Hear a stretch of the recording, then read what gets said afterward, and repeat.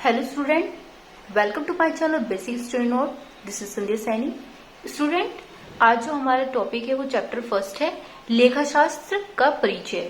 ठीक है स्टूडेंट, ये लेखाशास्त्र का परिचय से इंग्लिश में क्या बोलते हैं, इंट्रोडक्शन ऑफ अकाउंटिंग। तो स्टूडेंट, इंट्रोडक्शन ऑफ अकाउंटिंग यानी कि लेखाशास्त्र के परिचय में होता क्या है, लेखाशास्त्र होता क्या है, ये मैं आपको बता देती हूँ कि पहले लिख और पीछे दे, भूल पड़े कागज से ले। इसका कहने का मतलब है कि यह उपदेश उन सभी व्यापारियों, उद्योगपतियों और पेशेवर लोगों से लिए हैं जो रुपयों का लेन देन, माल का क्रय विक्रय और सेवाओं का आदान प्रदान करते हैं। तो स्टूडेंट, आपने देखा होगा जैसे कि व्यापारी जो होते हैं, उद्योगपति होते हैं, पेशेवर होते हैं, वो अपने रुपयों का लेन देन किस तरीके से करना ज्यादा जरूरी समझते हैं। तो उसके लिए हमें एक लेखा शास्त्र की जरूरत पड़ती है।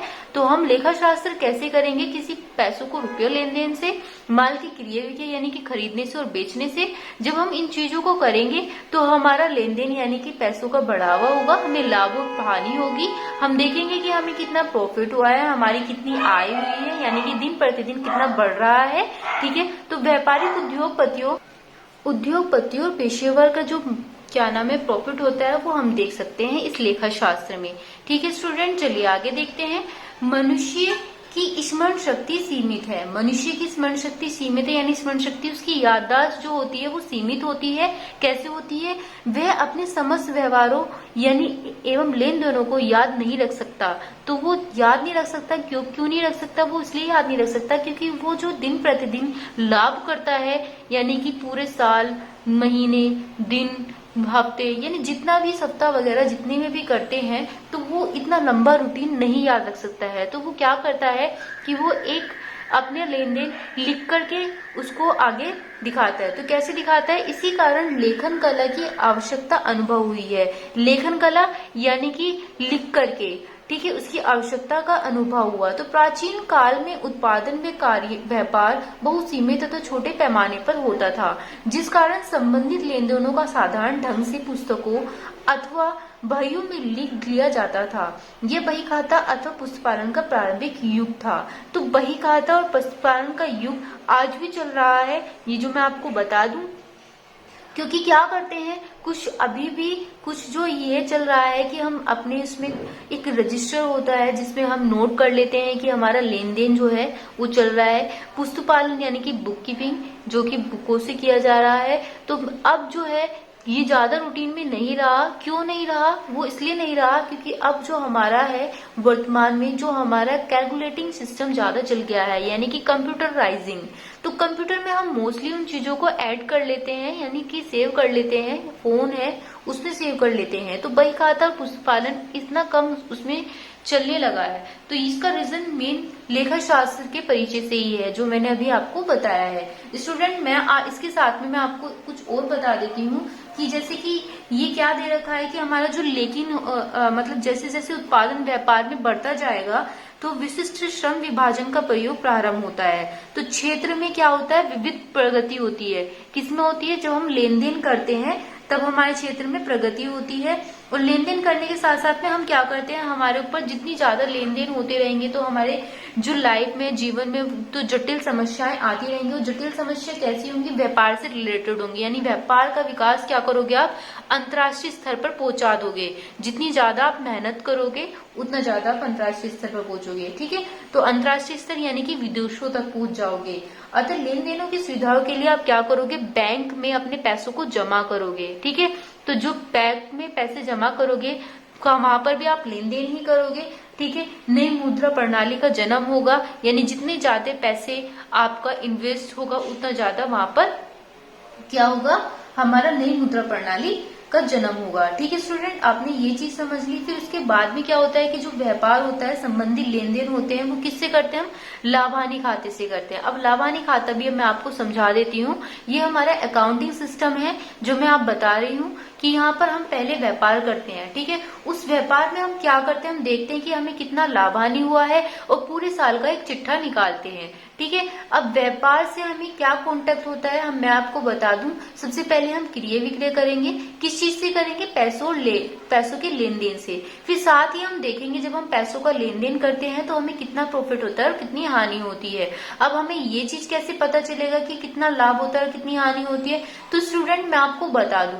मान लिया कि आपने 5,000 रुपए व्यापार में जमा करे हैं, व्यापार में लगाए हैं, यानी कि 5,000 रुपए जब आपने व्यापार में लगाए हैं तो आपने उस माल को देखा, बेचना, ठीक है, क्रय किया और विक्रय किया। पहले आपने खरीदा, सिंपल सी बात है, 5,000 रुपए का माल आपने खरीदा और फिर जब आपने उसको विक्रय करा तो आपने देखा कि वो कितने रुपए में बिका, यानी कि 5,000 रुपए है आपके पास में, ठीक है। 7,000 रुपए का आपने बेच दिया, ठीक है। आपकी आय कितनी थी, 5,000 थी, 7,000 रुपए जो आपने बेचे, आपने देखा कि उसमें से हमें निकालना है, हमें कितने उसका प्रॉफिट हुआ है। भाई 5,000 रुपए अपने व्यापार में लगाए और 7,000 रुपए आपको मिल रहे हैं, यानी 2,000 रुपए आपको लाभ हो रहा है। यदि हमारी क्या होती है, हमारी हानि भी हो जाती है कभी कभी, तो उस हानि को हम कैसे पता लगाएंगे। मैंने जैसे अभी अभी बताया था कि 5,000 रुपए व्यापार में लगाए थे। अब व्यापार में मैं यहाँ पे लिख देती हूँ कि भाई व्यापार में हमें 5,000 रुपए लगाए थे और हमारी कितनी हानि हुई है, 2,000 की हमें हानि हो गई है। अब 5,000 में से यदि हम 2,000 को घटा देंगे तो हमारी कितनी हानि होगी, हम देख लेंगे कि भाई हमें 3,000 रुपए की हानि हो गई है, ठीक है। अब 5,000 रुपए है, 2,000 रुपए की हानि हो गई है, तो हमें तो भाई 3,000 रुपए हमारे पास है और 2,000 रुपए का हमें नुकसान हो गया। ये चीज हम अपनी अकाउंटिंग में देखते हैं। और इसी तरीके से हम क्या करेंगे, आर्थिक चिट्ठा भी देखेंगे, तो हमारा इस आर्थिक चिट्ठी से पता चल जाएगा कि हमारे पूरे साल का कितना खर्चा हुआ है और कितना लाभ होने वाला है, ठीक है स्टूडेंट। तो हमें क्या करना होता है, हम इस व्यापार से ही लाभ हानि का पता लगाते हैं और लाभ हानि से ही हम आर्थिक चिट्ठी को निकालते हैं, ठीक है स्टूडेंट। चलिए आगे चलते हैं। आगे क्या दे रखा है, पुस्तपालन, लेखा तथा लेखाक्रम इन भागों में अलग अलग विभाजित कर दिया जाता है, यानी कि कर दिया जाता है या फिर उसके बाद में कर दिया गया है, कह सकते हो।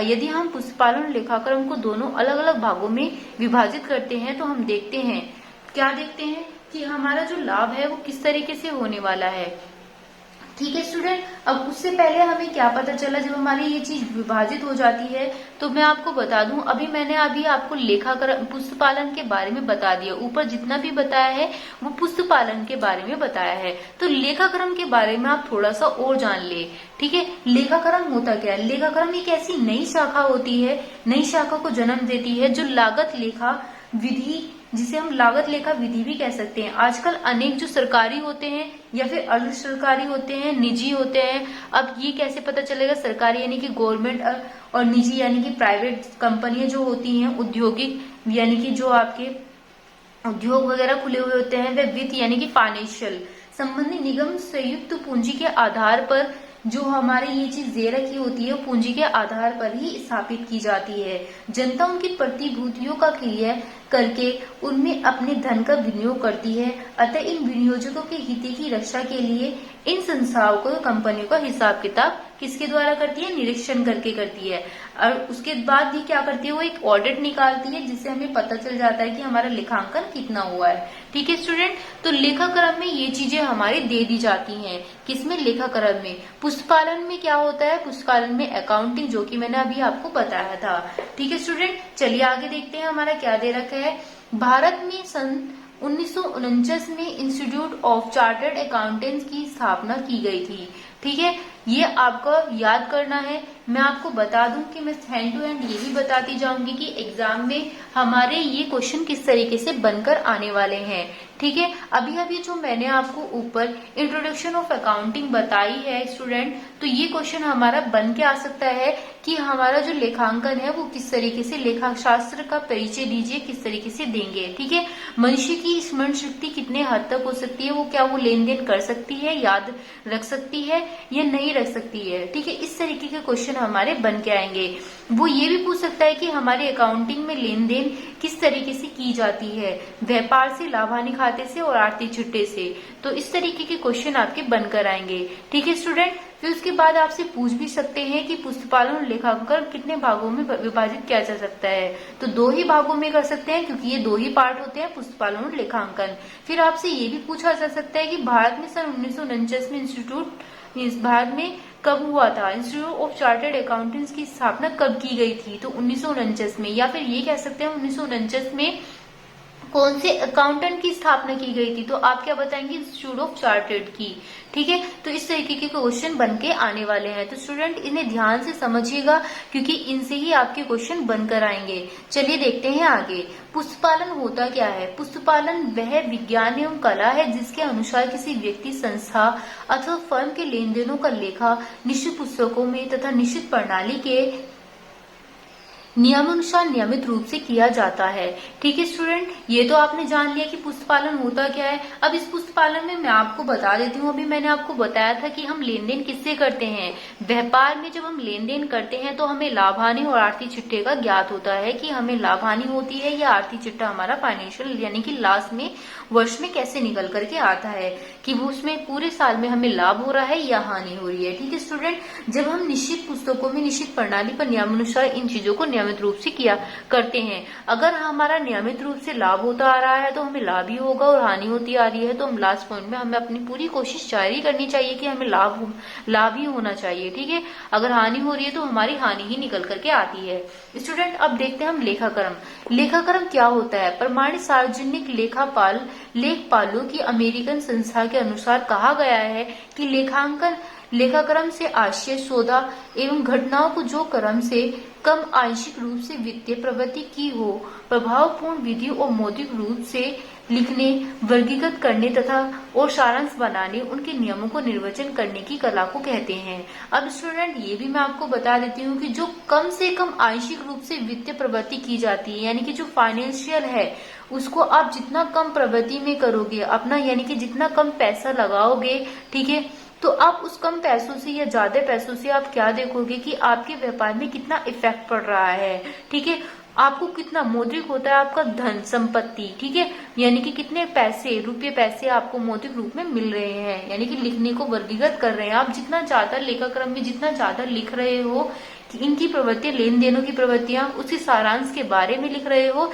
या फिर उनके परिणाम लिख रहे हो कि वो कितना लाभ में जा रहे हैं, कितने हानि में, तो ये लेखाक्रम में लिखा जाता है। ठीक है स्टूडेंट, और इसे ही लिखने की कला कहते हैं। अब स्टूडेंट आप देखेंगे कि लेखांकन विज्ञान अथवा कला दोनों होते हैं। जी हाँ, लेखांकन विज्ञान और कला दोनों ही होंगे, और कैसे होंगे ये भी आप देख लीजिए। Nearly every business enterprise has an accounting system. It is means of collecting, summarizing, analyzing and reporting in monetary terms information about business. इसका कहने का मतलब है कि ये किसने लिखा है? According to Roberto and Anthony. अब एंथोनी ने ये लिखा है तो इसका मतलब भी मैं आपको बता ही देती हूँ कि इसने कहा क्या है।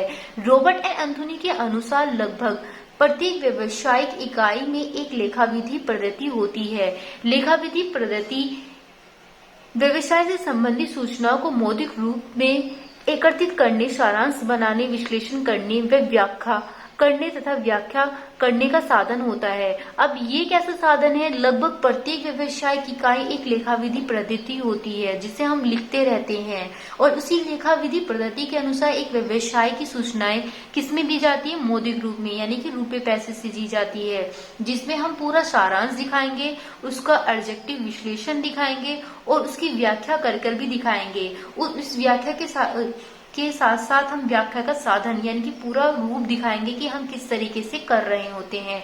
अब पूरा विज्ञान जब निकल कर आएगा तो सिंपल सी बात है, आप ये चीज जरूर देखेंगे कि विज्ञान और कला दोनों हमारा इसमें बनकर आ रहा है। अब विज्ञान और कला दोनों कैसे बनकर आ रहा है? हमारे विज्ञान में हमारा रुपये को लेन देन यानी सूचनाओं के रूप में कर रहे हैं आजकल, ठीक है, सूचनाएं कंप्यूटराइजिंग फोन जो हमारे दे रखा है, फिर उसके बाद में सारांश पूरा विवरण करके दिखा रखा है। यही तो कला है जिसमें हम सारांश, विश्लेषण और व्याख्या पूरे पूर्ण रूप से करते हैं, इसको हम ही कला बोलेंगे। ठीक है, अब क्या दे रखा है? लेखांकन के प्रमुख अंग। अब लेखांकन का प्रमुख अंग होता क्या है? वित्तीय लेन देन पर। अब वित्तीय लेन देन पर आप कैसे लेखांकन का प्रमुख अंग निकालेंगे, यानी कि प्रमुख अंग होता है वित्तीय लेखांकन का लेन देन। अब वित्तीय लेखांकन के लेन देन में मैं आपको बता दूं किस तरीके से लेन देन किया जाता है। ठीक है स्टूडेंट, हमारा जो यदि किसी कारखाने में कोई हड़ताल होती है अथवा दुर्घटना में किसी प्रमुख अधिकारी की मृत्यु हो जाती है या फिर अथवा किसी नई वस्तु का निर्माण हुआ है तो ये लेन देन और घटनाओं में मुद्रा मापी जाएगी।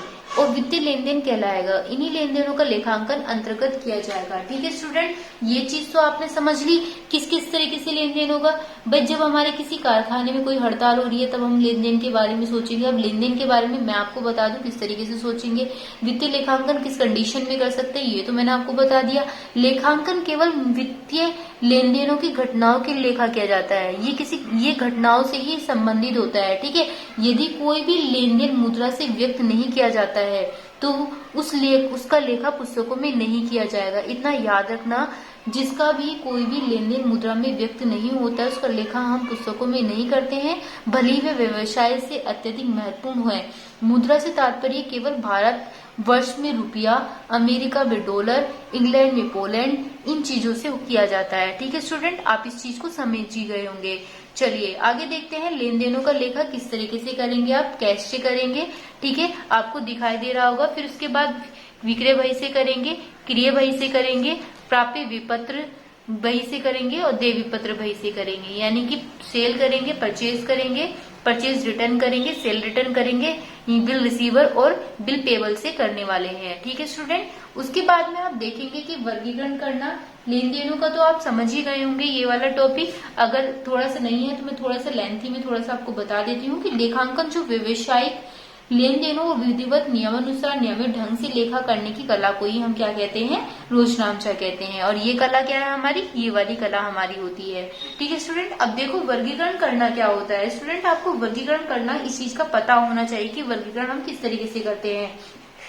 जो समान प्रकृति के लेन देनों को एक ही स्थान पर एकत्रित करने की कला को हम क्या कहते हैं, वर्गीकरण कहते हैं। फिर से सुनिए, समान प्रकृति के लेन देनों को एक ही स्थानों पर जब आप इसको करेंगे तो इसकी एकत्रित करने की कला को क्या कहते हैं, हम वर्गीकरण कहते हैं। अब मैं आपको बता देती हूँ, एक एग्जाम्पल दे देती हूँ कि एग्जाम्पल में मान लिया कि उधार लेन देन कर रहे हैं। एक तरफ हम क्या कर रहे हैं, उधार कर रहे हैं, ठीक है स्टूडेंट, और दूसरी तरफ हम क्या कर रहे हैं, नगद कर रहे हैं। तो स्टूडेंट इस चीज से मैं आपको समझा रही हूँ उधार और नगद के बारे में। जब हम दोनों को ही क्रिया के लिए क्रिय खाता यानी कि रोकड़ संबंधी लेन देनों को रोकड़ खाता बनाया जाता है तो हम क्या करेंगे, व्यय के लिए मजदूरी खाता और वेतन खाता बनाएंगे। ठीक है, क्या करेंगे भाई, मान लिया कि एक तरफ हम उधार कर रहे हैं, दूसरी तरफ हम नगद कर रहे हैं और दोनों को ही क्या कर रहे हैं, हम क्रिया कर रहे हैं। दोनों को ही क्या करेंगे, हम क्रिया खाता कर रहे हैं। रोकड़ संबंधी लेन देनों को रोकड़ खाता बनाया जाता है।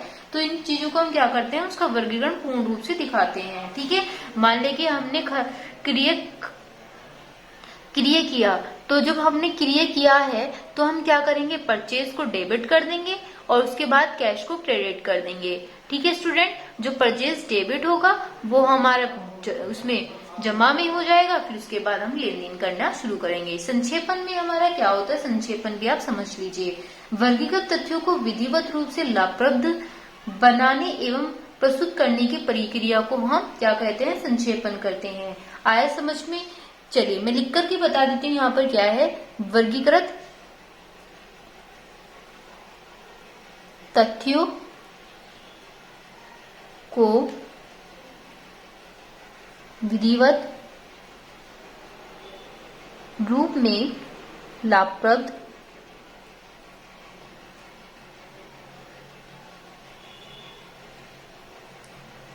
बनाने एवं प्रस्तुत करने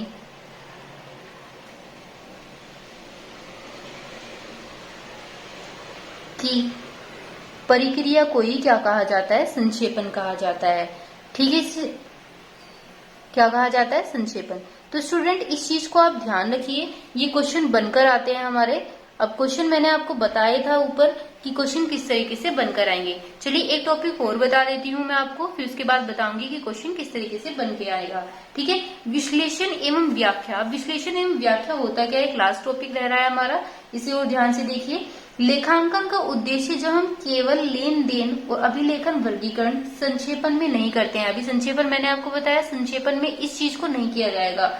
ठीक है, लेकिन बल्कि लेखांकन विवरणों की सहायता से विश्लेषण एवं व्याख्या करने में महत्वपूर्ण निष्कर्ष निकालता है। तो ये जो हमारे निकालना होता है जिससे व्यवसाय का भविष्य अधिक लाभप्रद बनाया जा सके, ये हमारा क्या होता है, हमारा विश्लेषण और व्याख्या होता है। ठीक है स्टूडेंट, ये चीज आपने समझ लिया। अब स्टूडेंट मैं आपको बता दूं कि क्वेश्चन किस तरीके से बनकर आने वाले हैं। क्वेश्चन जो आपके बनकर आएंगे, अभी मैंने ऊपर आपको बताया था कि पुष्पपालन किसे कहते हैं, ये आपका क्वेश्चन बनकर आएगा। इसी तरीके से आप लेखाक्रम देख रहे होंगे कि लेखाक्रम किसे कहते हैं, ये क्वेश्चन बनकर आ सकता है। या फिर लेखाक्रम की परिभाषा दीजिए, ये परिभाषा भी लिख सकते हैं आप, ठीक है, एग्जाम में। उसके बाद में लेखांकन विज्ञान अथवा यह दोनों, ये हमारा दे रखा है। तो स्टूडेंट आप क्या करेंगे, क्वेश्चन ये बनकर आएगा कि विज्ञान अथवा कला दोनों होते हैं। ठीक है, तो आपको ये चीज बतानी है विज्ञान अथवा कला दोनों होते हैं या नहीं होते हैं। तो आप कहेंगे कि हाँ होते हैं, क्योंकि मैंने अभी आपको बताया था कि विज्ञान कला भी होती, लेखांकन विज्ञान के रूप में भी आता है और कला के रूप में भी आता है। और ठीक ही इसके बारे में यहाँ पर डेफिनेशन भी दी थी। ठीक है स्टूडेंट, इस डेफिनेशन को मैंने समझाया भी था। तो इस तरीके से एग्जाम में आपसे डेफिनेशन पूछ ली जाती है, आप इस डेफिनेशन को वहां पर लिख सकते हैं। ठीक है स्टूडेंट, इस डेफिनेशन को आप अच्छे से लर्न कर लीजिए ताकि आपको पता चल जाए कि जैसे मैंने समझाया है आप ऐसे भी लिख सकते हैं। फिर इसके बाद में लेखांकन के प्रमुख अंक, यहाँ पर 5 टॉपिक मैंने आपको बताए थे। ठीक है स्टूडेंट, इन टॉपिकों को आप अच्छे से याद कर लें जिससे आपको पता चल जाए कि एग्जाम में किस तरीके से बनकर आएंगे। तो स्टूडेंट मैंने आपको ये अलग अलग तरीके से भी आ सकता है, वो सिर्फ सिंपल तरीके से ये भी पूछ लेगा कि वित्तीय लेन देन होते क्या है, या फिर ये कह सकता है कि लेखांकन में लेन देनों का लेखा किस तरीके से किया जाता है। ठीक है, अब लेन देनों का लेखा किस तरीके से किया जाता है इसके बारे में मैंने आपको बताया था, किस किस तरीके से करेंगे, रोकड़ बही से, विक्रय बही से, क्रिय बही से, क्रिय वापसी बही से, विक्रय वापसी बही से। फिर उसी के बाद में उसने क्या कहा, वर्गीकरण करना, यानी कि उधार नगद दोनों तरीके से कर सकते हैं। तो ये भी मैंने अभी आपको बताया था। संक्षेपण के बारे में मैंने आपको बता दी, एक लाभप्रद यानी कि लाभ कमाने के रूप में किया जाता है। विश्लेषण और व्याख्या यानी पूर्ण रूप से व्याख्या करने के लिए पूछा जा सकता है। तो इस तरीके से वो कह सकता है लेखांकन का वर्गीकरण कीजिए, या फिर लेखांकन में संक्षेपण के बारे में बताइए, संक्षेपण की परिभाषा दीजिए, या फिर लेखांकन के विश्लेषण और व्याख्या कीजिए। तो ये क्वेश्चन हमारे एग्जाम में बनकर आ सकते हैं। ये क्वेश्चन हमारे लॉन्ग में, शॉर्ट में बनकर ही आएंगे। ठीक है स्टूडेंट, आपने ये देखा, आपको ये चीज समझ में आ गई। तो स्टूडेंट अगर आपको वीडियो पसंद आई है तो वीडियो को लाइक जरूर कीजिए, कमेंट करके जरूर बताइएगा कि वीडियो आपको कैसी लगी। ठीक है स्टूडेंट, और साथ ही वीडियो को लाइक सब्सक्राइब कीजिए ताकि वीडियो का नोटिफिकेशन आपको मिलता रहे। ठीक है स्टूडेंट, थैंक यू।